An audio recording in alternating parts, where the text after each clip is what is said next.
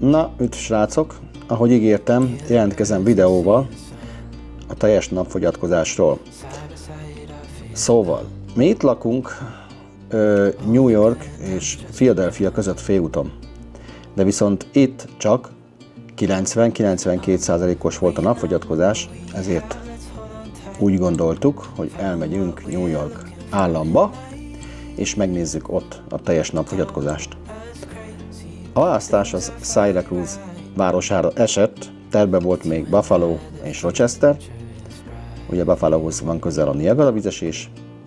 Vasárnap indultunk, itt aludtunk Cortlandben, és másnap hétfő reggel gondoltuk, hogy megnézzük itt majd a teljes napfogyatkozást, de aztán megnéztem az időjárás előrejelzést, és mind a három városba nagyon mocskos, esős, felhős időt mondott, ezért úgy döntöttünk, hogy továbbállunk, és keresünk egy olyan helyet, ahol aránylag jó az időjárás, és az pedig itt találtam, Indian Lake, még egy további 3 órás utazás, de megérte, mert végül is ez a helyszín már tényleg tökéletes volt a teljes napfogyatkozás megnézéséhez.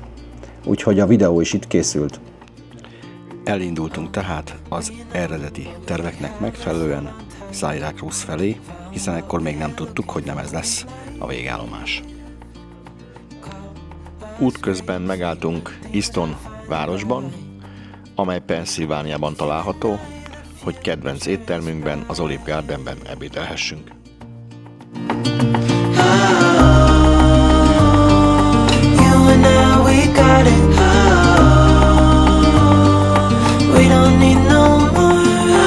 Folytattuk utunkat Cortland városába, ahol az éjszakát töltöttük, és hétfőn reggel innen indultunk tovább.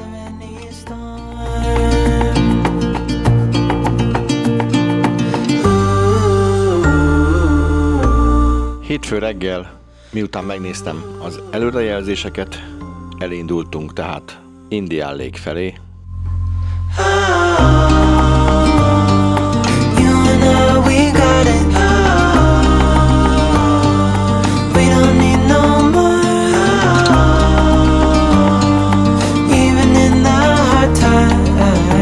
Útközben mi is elcsodálkoztunk azon, hogy itt Upstate New Yorkban mekkora hó esett pár nappal ezelőtt.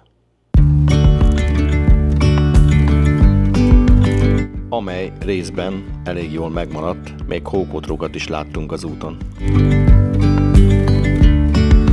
Yesterday there was sun and there was rain, beauty in the mundane. Aztán megérkeztünk Indian Lake-hez. Mesélj, mi fog történni? Egy eclipse fog történni.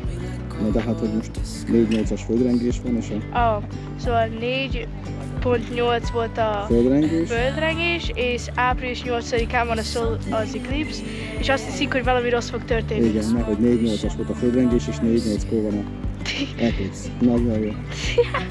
És a jó időt kihasználva, és azt, hogy még van bőven időnk, csináltam egy-két drónfelvételt. Dreamy, breezy, we go. Easy, easy on our tiptoes. Undercover agents of the other. Beyond gravel, beyond all.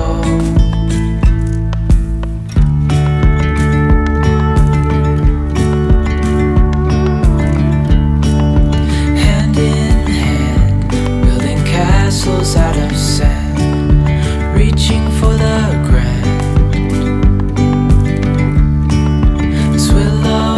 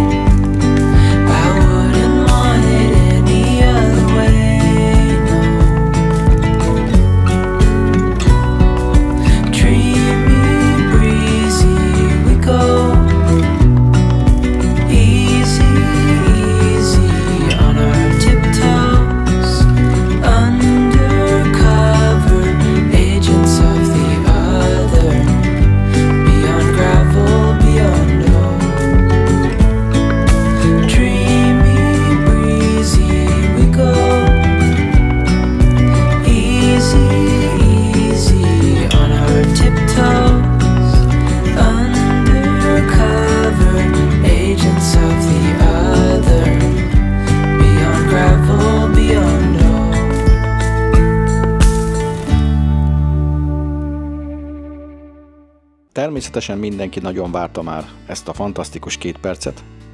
Valaki életében csak egyszer láthat ilyet, és én szerencsésnek mondhatom magam, hiszen ezt már másodszor éltem át.